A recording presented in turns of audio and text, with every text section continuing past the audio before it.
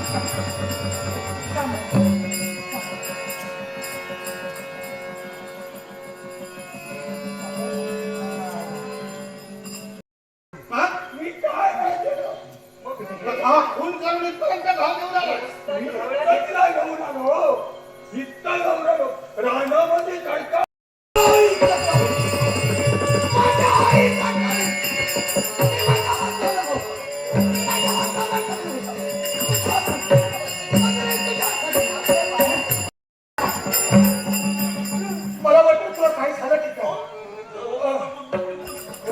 हो तुम्ही कधी आला?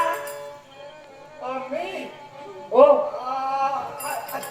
आत्ता झालं. पण काय हो हे कोण? हे माझे स्वामी. काय हो, काय म्हणला? हे माझे स्वामी. हे तुमचे स्वामी? हो, पण तुम्ही आता काय बोलला होता? काय? की म्हणे तुमचा नवरा तुमची सासू तीर्थयात्रेला गेली. हो, आले का? त्याला तेच विचारते तुम्ही आलात कधी? हो मग मग मला कसं नाही ठाऊक? ए तुम्ही आताच आला?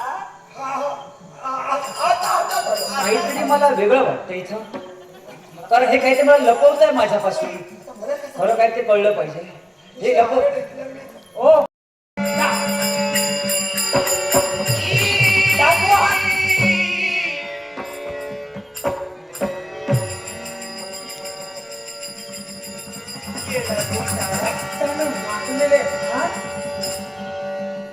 आणि हे रक्त साधारण ताजं दिसत.